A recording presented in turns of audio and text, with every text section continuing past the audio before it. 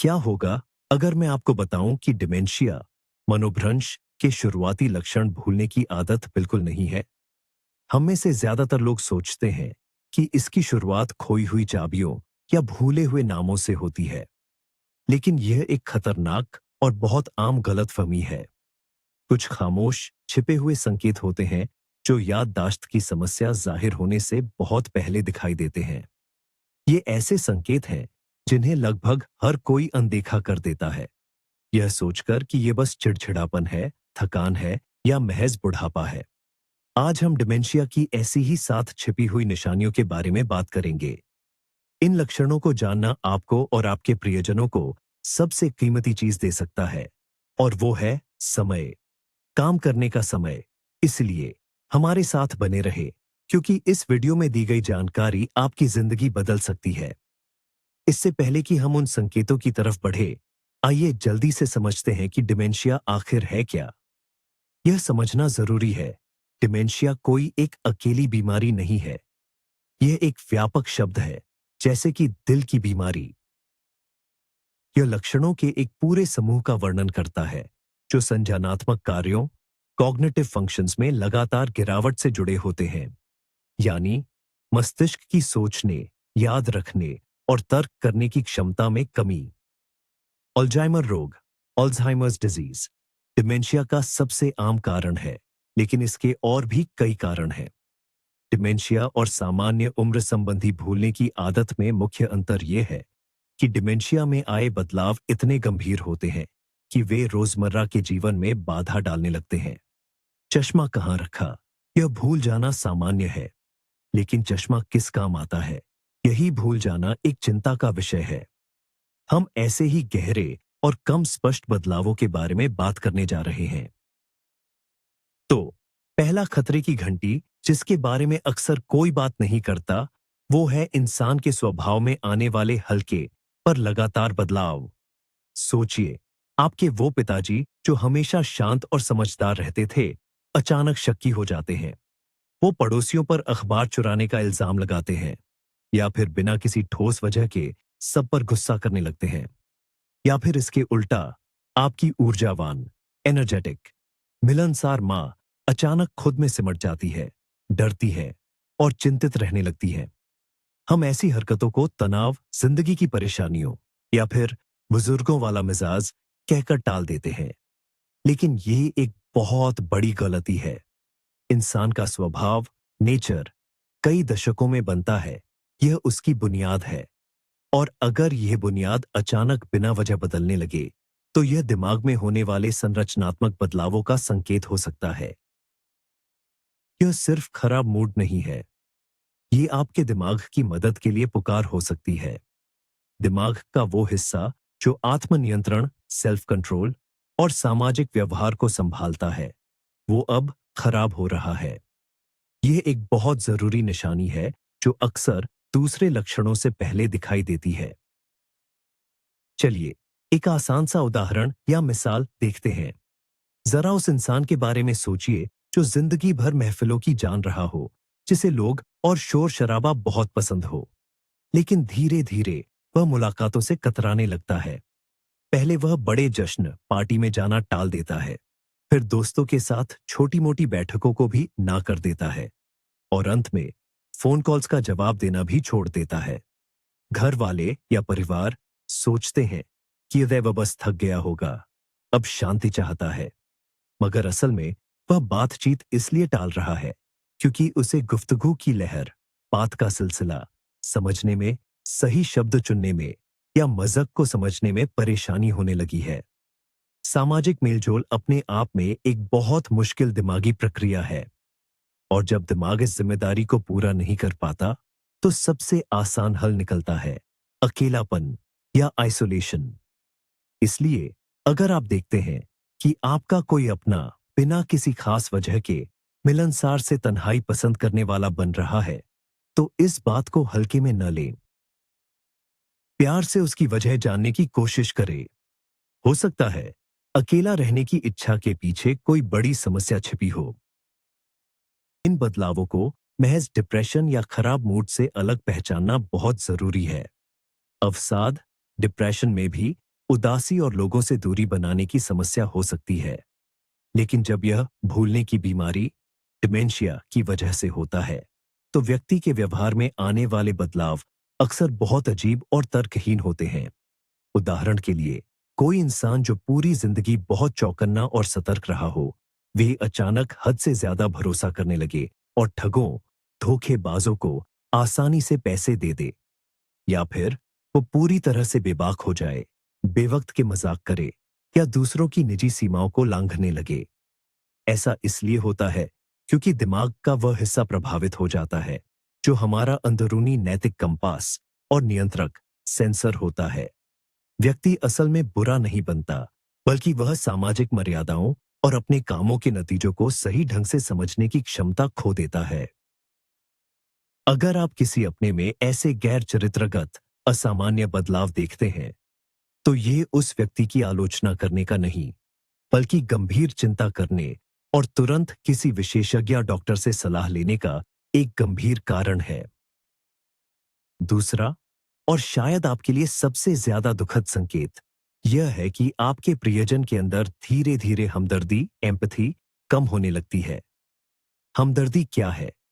यह वह क्षमता है जिससे हम दूसरे की तकलीफ को महसूस करते हैं, उनकी भावनाओं को समझते हैं और उन्हें बांटते हैं। यही चीज हमारे सभी रिश्तों की बुनियाद होती है। अब आप सोचिए, जब यह क्षमता ही कम होने लगती है, आपका अपना, जो हमेशा से बहुत नरम दिल और ख्याल रखने वाला था, वह अचानक ठंडा पड़ जाता है। वह आपकी मुश्किलों पर ध्यान नहीं देता या कभी-कभी तो वह रुखा व्यवहार भी करने लगता है। उदाहरण के लिए, आप उनसे कोई बहुत जरूरी बात बता रहे हैं, अपने दिल का हाल सुना रहे हैं, और बदले में वह बिल्कुल खालीपन या चिढ़ दिखाते हैं। वह बिना सोचे कोई ऐसी बात कह देते हैं जो आपको चुभ जाती है और उन्हें एहसास भी नहीं होता कि उन्होंने आपको कितना दुख दिया है। ध्यान रखिए, इसका मतलब यह नहीं कि उन्होंने आपसे प्यार करना छोड़ दिया है। दरअसल, इसका कारण हो सकता है कि दिमाग के वो हिस्से जो हमारी भावनाओं को समझने और पहचानने का काम करते हैं, वह धीरे धीरे कमजोर हो रहे हैं। उनके लिए अब आपके चेहरे के हाव भाव या आवाज के लहजे से आपका दर्द पहचानना शारीरिक रूप से मुश्किल हो जाता है। आप लोगों को एक सच्ची कहानी सुनाता हूं। एक मरीज की पत्नी ने बताया कि वह हमेशा अपने पति को दुनिया का सबसे ज्यादा ख्याल रखने वाला इंसान मानती थी। जब भी वह बीमार होती थी, तो वह उनके बिस्तर के पास से हटते ही नहीं थे। मगर एक दिन जब वह रसोई में काम कर रही थी, तो उनका हाथ बहुत बुरी तरह कट गया। खून तेजी से बह रहा था और वह दर्द और डर के मारे रो रही थी। लेकिन उनके पति वहीं खड़े थे और पूरी बेपरवाही से बस उन्हें देखते रहे। फिर थोड़ी देर बाद उन्होंने पूछ लिया, खाना कब तक बन जाएगा? यह सुनकर पत्नी को बहुत गहरा सदमा लगा। उन्होंने सोचा, यह तो पत्थर दिल, मतलब परस्त इंसान बन गए हैं। मगर कई महीनों बाद जब पति में कुछ और लक्षण दिखाई दिए, तब डॉक्टरों ने समझाया कि यह तो फ्रंटोटेम्पोरल डिमेंशिया एफटीडी नाम की दिमागी बीमारी का शुरुआती संकेत था। उनका दिमाग बस यह पहचानना बंद कर चुका था कि उनके किसी करीबी को खतरा है, दर्द है और मदद चाहिए। इसलिए अगर आपके साथ भी कभी कोई करीबी अचानक से भावुक रूप से रूखा हो जाए या पूरी तरह ठंडा पड़ जाए, तो एकदम से नाराज या दुखी मत हो जाइए। हो सकता है यह भी किसी बीमारी का शुरुआती लक्षण हो। इसे सामान्य रूखेपन या स्वार्थ से कैसे अलग पहचानें? इसका सबसे बड़ा राज है बदलाव। अगर कोई व्यक्ति हमेशा से ही स्वार्थी रहा है, सिर्फ अपने बारे में सोचता है, तो समझ लीजिए यह उसका स्वभाव है। लेकिन अगर यह वो इंसान है जो हमेशा आपका सहारा था, जो दिलासा देता था और हिम्मत देता था, और अचानक से उसकी यह ताकत खत्म हो गई, जैसे किसी ने स्विच बंद कर दिया हो, तो यह गंभीर खतरे की घंटी है। उन बातों पर ध्यान दीजिए जो पहले उन्हें बहुत भावुक कर देती थीं, बहुत ज्यादा असर डालती थीं, जैसे कि पोते या नाती के पैदा होने की खुशी की खबर या कोई दुखद घटना। अगर अब उनकी प्रतिक्रिया बेजान लगती है, अजीब है, या वो बिल्कुल ही चुप हो जाते हैं, तो चौकन्ना हो जाइए। हमदर्दी का खत्म होना परिवारों और रिश्तों को तोड़ देता है, क्योंकि अपनों को लगता है कि उन्हें धोखा दिया गया है और उन्हें कोई समझ नहीं रहा है। लेकिन यह याद रखना जरूरी है कि इसके पीछे उनकी कोई बुरी नियत नहीं होती। ये एक ऐसी जैविक प्रक्रिया है जो दिमागों को कमजोर कर रही है। तीसरा संकेत जो आसानी से नजर नहीं आता, वह है अचानक से पैसों का हिसाब किताब रखने और जटिल योजनाएं बनाने में परेशानी होना। यह सिर्फ एक बिल भरना भूल जाने की बात नहीं है। ये कहीं ज्यादा गहरी समस्याओं की ओर इशारा करता है। मिसाल के तौर पर, कोई ऐसा व्यक्ति जिसने पूरी जिंदगी पाई पाई का हिसाब रखा हो, वह अचानक अजीब और बेतुकी खरीदारी करने लगता है। जैसे ये एक जैसे 3 वैक्यूम क्लीनर खरीद ले, या फिर अपनी पूरी जमा पूंजी एक ऐसी फर्जी स्कीम में लगा दे जिसकी तरफ वह पहले कभी आंख उठाकर भी नहीं देखता था। या फिर उन्हें कई चरणों वाले काम करने में मुश्किल होने लगती है। किसी नए नुस्खे से मुश्किल पकवान बनाना, कहीं की यात्रा की योजना बनाना, यहां तक कि टीवी का नया रिमोट समझना भी उनके लिए एक बहुत बड़ी रुकावट बन जाता है। ऐसा इसलिए होता है क्योंकि डिमेंशिया सिर्फ याददाश्त को ही नहीं, बल्कि दिमाग के कार्यकारी कार्यों, एग्जीक्यूटिव फंक्शंस को भी प्रभावित करता है। इसमें योजना बनाना, तर्क शक्ति, लॉजिक, अमूर्त रूप से सोचने की क्षमता और किसी कार्य के परिणामों का अंदाजा लगाना शामिल है। जरा एक जहाज के कप्तान की कल्पना कीजिए। जहाज को सही रास्ते पर रखने के लिए उन्हें सिर्फ नक्शा याद नहीं रखना होता, बल्कि रास्ता भी बनाना होता है। मौसम, पानी की रफ्तार और पूरी टीम को भी साथ लेकर चलना होता है। हमारा दिमाग भी बिल्कुल वैसा ही है। जब हम पैसों का इंतजाम करते हैं या कोई मुश्किल काम करते हैं, तो यह रास्ता बनाने जैसा ही होता है। अगर किसी व्यक्ति को शुरुआती डिमेंशिया है, तो शायद उन्हें याद रहेगा कि किराया देना है, लेकिन वह पूरी प्रक्रिया, जैसे ऑनलाइन बैंक में जाना, जानकारी भरना और पेमेंट कंफर्म करना, वह टुकड़ों में टूट जाती है, जैसे सारे तार बिखर गए हों। वह किसी एक कदम पर अटक सकते हैं और काम बीच में ही चौड़ डस सकते हैं, और बाद में तो शायद यह भी याद न रहे कि उन्होंने कोशिश की थी। इसलिए अगर आप देखते हैं कि उनके बिना चुके हुए बिल इकट्ठा हो रहे हैं, या वह धोखाधड़ी का शिकार हो रहे हैं, या ऐसे आसान काम नहीं कर पा रहे जो पहले उनके लिए बिल्कुल सरल थे, तो इसे आलस्य या लापरवाही न समझे। यह इस बात का संकेत हो सकता है कि उनका भीतरी कप्तान अब चीजों का नियंत्रण खो रहा है। अब हम चौथी निशानी की बात करते हैं, जिसको समझना बहुत मुश्किल होता है और लोग अक्सर उलझ जाते हैं। ये वो नजर की समस्या है जिसका आंखों से कोई लेना देना नहीं होता। जब कोई व्यक्ति आंख के खास डॉक्टर, स्पेशलिस्ट के पास जांच कराने जाता है, तो डॉक्टर कहते हैं कि आपकी आंखें तो बिल्कुल सही हैं, आपकी नजर, साइट पूरी 100% है। लेकिन फिर भी वह व्यक्ति शिकायत करता है कि उसे पढ़ने में दिक्कत हो रही है। वह चीजों से बार बार टकरा जाता है और उसे समझ नहीं आता कि कोई चीज उससे कितनी दूर है। उदाहरण के लिए, वह चाय का कप टेबल पर रखने की बजाय टेबल के पास जमीन पर रख देता है, या फिर सीढ़ियों से उतरते हुए उसे बहुत ज्यादा मुश्किल आती है, क्योंकि सारी सीढ़ियां उसे एक दूसरे में मिली हुई एक ही सतह जैसी लगती है। ये एक बड़ा ही छलकपटी यानी धोखा देने वाला लक्षण है, क्योंकि मरीज और उनके घर वाले दोनों ही इस समस्या को आंखों की समस्या समझते हैं, जबकि सच्चाई यह है कि इसकी जड़ दिमाग में है। देखने वाली चीजों को समझने और प्रोसेस करने का काम दिमाग के पिछले भाग में मौजूद बहुत बड़े हिस्सों का होता है। जब डिमेंशिया यानी भूलने की बीमारी इन हिस्सों को नुकसान पहुंचाती है, तो दिमाग उन सिग्नलों को ठीक से पढ़ नहीं पाता जो उसे पूरी तरह से स्वस्थ आंखें भेज रही होती हैं। चलिए इसे एक आसान उदाहरण से समझते हैं। आप ऐसा मान लीजिए कि आपकी आंखें एक कैमरा है और आपका दिमाग वह कंप्यूटर है जो इस कैमरे से आने वाली तस्वीर को प्रोसेस करता है। अगर कैमरा का लेंस तो ठीक हो, लेकिन कंप्यूटर के अंदर का वह हिस्सा जो तस्वीर बनाता है खराब हो जाए, तो स्क्रीन पर या तो बिगड़ी हुई तस्वीर दिखेगी या अधूरी चीजें दिखेंगी, या फिर कुछ भी नहीं दिखेगा। डिमेंशिया में भी बिल्कुल ऐसा ही होता है। मरीज चीज को देख तो सकता है, लेकिन उसे पहचान नहीं पाता। वह फोन को देखते हैं, पर समझ नहीं पाते कि यह क्या है और किस काम आएगा। या फिर उन्हें रंगों का फर्क यानी कॉन्ट्रास्ट समझने में मुश्किल होती है, जिस वजह से सफेद मेजपोश पर रखी हुई सफेद चीज उनके लिए गायब हो जाती है। एक और आम निशानी यह है कि उन्हें जगह का ज्ञान नहीं रहता, भले ही वे अपने जाने पहचाने घर में ही क्यों न हो। वह कमरे से किचन तक जाने में भी रास्ता भटक सकते हैं। यह रास्ते को याद रखने की समस्या नहीं है, बल्कि यह उनके स्पेशल परसेप्शन यानी जगह को समझने की क्षमता में दिक्कत है। दिमाग आसपास की दुनिया की एक सही 3D तस्वीर बना ही नहीं पाता है।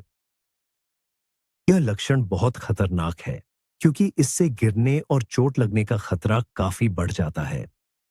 इंसान समतल जमीन पर भी लड़खड़ाकर गिर सकता है, क्योंकि उसका दिमाग फर्श और अपने बीच की दूरी का सही अंदाजा नहीं लगा पाता। हो सकता है कि वह गर्म चूल्हे या किसी गर्म चीज से जल जाए, क्योंकि उसे दूरी का सही हिसाब नहीं मिलता। आसपास के लोग या परिवार वाले सोच सकते हैं कि व्यक्ति लापरवाह हो गया है या जानबूझकर गलतियां कर रहा है। लेकिन सच्चाई यह है कि वह एक ऐसी दुनिया में रह रहा है जहां दृश्य विजुअल इमेज विकृत है, जहां सीधी रेखाएं भी मुड़ी हुई दिखती हैं और दूरी का अंदाजा बार बार बदल जाता है। अगर आपके करीबी को आंख की अजीब समस्या हो रही है, लेकिन आंखों के डॉक्टर को कोई खराबी नहीं मिल रही है, तो आपको तुरंत दिमाग के डॉक्टर यानी न्यूरोलॉजिस्ट से मिलना चाहिए।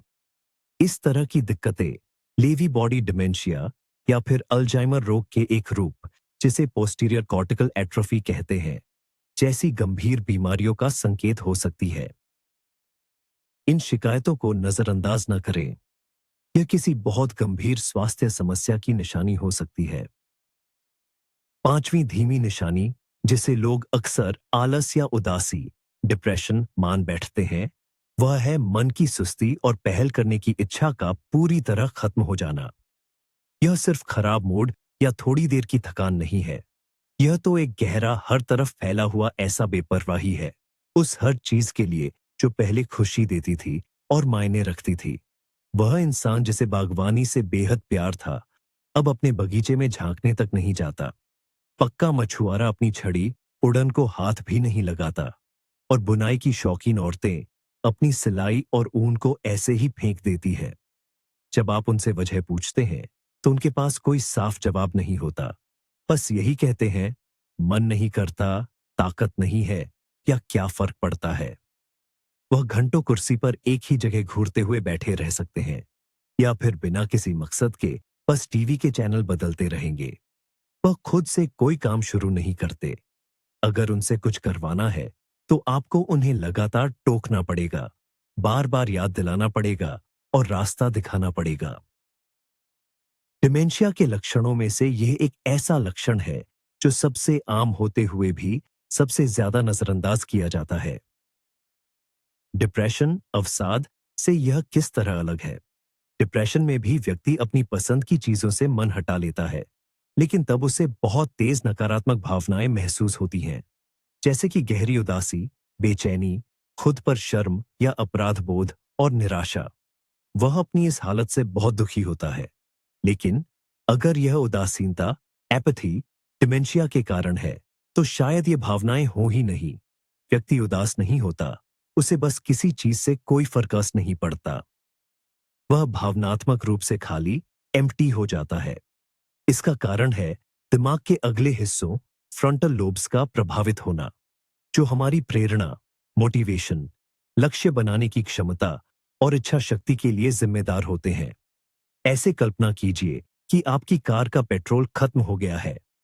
कार की सारी मशीनें ठीक हैं, इंजन, पहिए, स्टीयरिंग, सब कुछ सही है, लेकिन गाड़ी चल नहीं सकती, क्योंकि उसमें ईंधन नहीं है, आगे बढ़ने की ऊर्जा नहीं है। डिमेंशिया के साथ होने वाली यह उदासीनता प्रेरणा की बस ऐसी ही खाली टंकी है।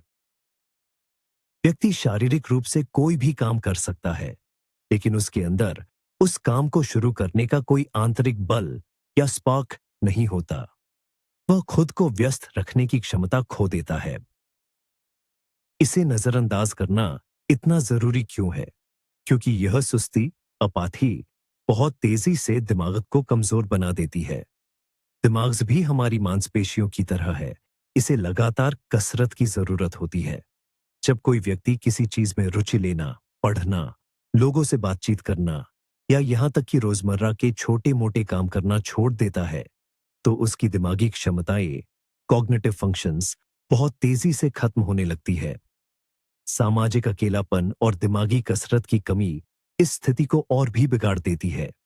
अक्सर घर वाले ये सोचकर एक बड़ी गलती कर बैठते हैं कि अगर इन्हें मन नहीं है तो छोड़ो, आराम करने दो, इन्होंने जिंदगी भर काम किया है। लेकिन इस तरह की स्थिति में यह आराम ही आपका सबसे बड़ा दुश्मन है। व्यक्ति को उसकी सुस्त और उदासीन हालत में छोड़ने के बजाय हमें उन्हें प्यार से, लेकिन लगातार उनकी क्षमता के अनुसार छोटे छोटे कामों में लगाना चाहिए। छोटी छोटी चीजें भी, जैसे साथ में टहलना, अखबार पढ़ना, क्रॉसवर्ड हल करना या खाना बनाने में थोड़ी मदद करना, वो चिंगारी बन सकती है जो दिमागी के इंजन को हमेशा के लिए बंद होने से बचाएगी। इस सुस्ती को आलस मत समझिए। यह असल में किसी बीमारी का एक लक्षण है जिसके साथ काम करना संभव भी है और बहुत जरूरी भी। छठी बात, जो बस एक अजीब आदत की तरह लग सकती है, वह है बार बार एक ही चीज को दोहराना या जिद पकड़ लेना। व्यक्ति एक ही सवाल बार बार पूछता है, भले ही उसे अभी अभी जवाब मिला हो। या फिर वह शाम को 10 बार अपनी पुरानी कहानियां दोहराता है। यह हरकतों में भी दिख सकता है, जैसे बार बार चीजों को एक जगह से दूसरी जगह रखना, बिना किसी मकसद के कमरे में टहलते रहना, हाथ में किसी चीज को घुमाना या मसलना, या रुमाल को बार बार मोड़ना और फिर खोलना। कभी कभी यह आदत इतनी बढ़ जाती है कि वह व्यक्ति घर में बाहर से बेकार की चीजें ला ला कर जमा करने लगता है और उन्हें फेंकने से साफ मना कर देता है।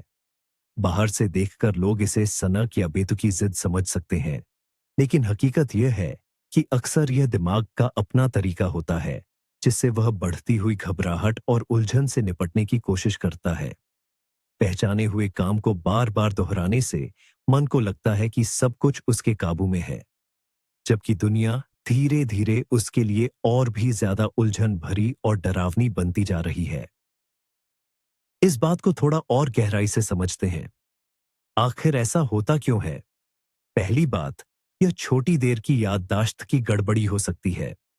आदमी सवाल पूछता है, जवाब मिल जाता है, पर वो बात उसके दिमाग में टिकती नहीं है। 1 मिनट बाद वो दोबारा वही सवाल पूछता है, क्योंकि उसे लगता है कि यह बात पहली बार हो रही है। दूसरी बात, यह दिमाग के उन हिस्सों में तकलीफों की वजह से हो सकता है जो एक काम से दूसरे काम पर जाने का जिम्मा लेते हैं। दिमाग एक ही सोच या एक ही काम पर अटक जाता है, जैसे कोई पुराना ग्रामोफोन रिकॉर्ड अटक जाता है। वो खुद से अगली बात पर जा नहीं पाता।